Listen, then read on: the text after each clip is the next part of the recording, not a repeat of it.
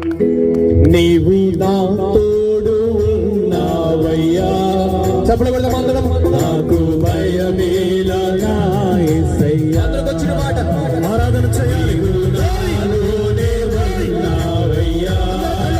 చక్కగా చెప్పలు పెట్టాలి. నాకు భయమేలా, నాకు దిగులేలా, నాకు చింతేలా, నాకు